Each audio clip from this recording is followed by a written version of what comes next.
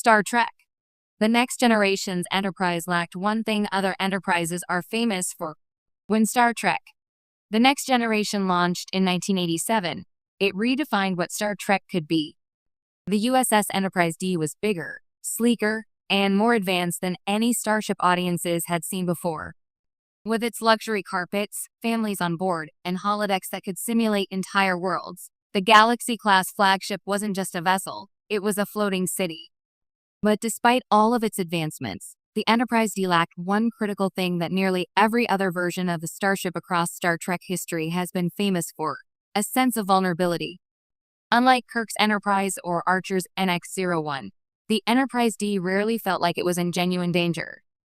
The ship's size, overwhelming firepower, and near magical technology often made threats feel less urgent.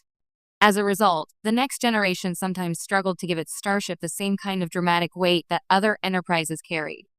The invulnerable Galaxy class.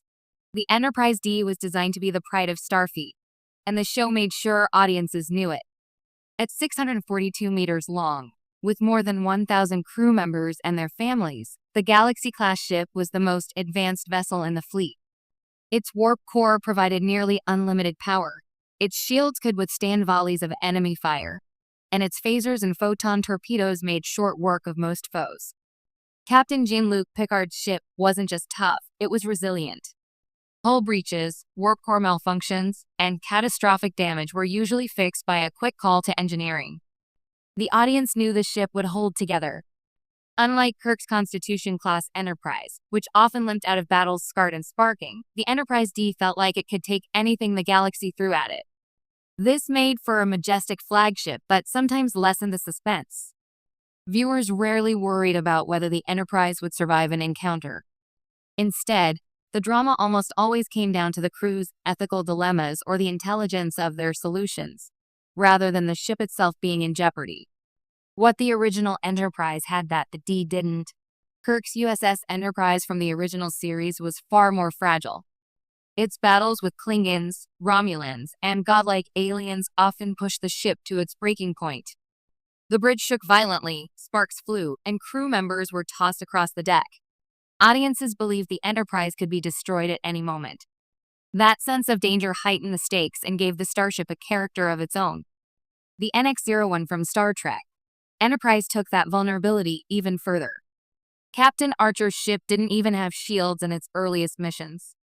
Every encounter risked catastrophic failure. Damage to the hull meant real, lasting consequences, and the crew often had to improvise repairs with limited resources. The NX-01 felt like a pioneer's vessel, bold, adventurous, but always one hit away from disaster. By contrast, the Enterprise D rarely carried that weight. Even when facing the Borg, the most fearsome enemy in Star Trek, the ship itself didn't sustain the same kind of gritty, lingering damage that earlier or later Enterprises endured. The comfort of a city in space. To be fair, this lack of vulnerability was intentional. The Next Generation was designed to move away from the naval, militaristic feel of the original series. Gene Roddenberry envisioned the 24th century as an era of peace, diplomacy, and exploration. The Enterprise D wasn't just a ship, it was a symbol of the Federation's progress. Families aboard the vessel reinforced the idea that space was no longer a frontier to be merely survived but a home to be lived in. The carpeted corridors, 10-forward lounge, and holodecks made the Enterprise feel safe and comfortable. For audiences, it was almost reassuring that nothing could truly destroy this ship. The crew wasn't meant to be desperate survivors but enlightened explorers who could solve problems with reason and diplomacy. The exceptions that proved the rule. There were moments when the Enterprise D's invulnerability cracked. The Best of Both Worlds remains one of the series' most dramatic episodes because the Borg made the ship feel small. For the first time, the Enterprise's technology wasn't enough. Likewise, episodes like Disaster, where the ship was crippled by a system's failure, reminded audiences just how dangerous space could be. But these moments were exceptions. Most of the time, the Enterprise D carried itself with an air of unshakable confidence. The ship was more like a fortress than a starship, a flying testament to Federation superiority. What the Enterprise E changed.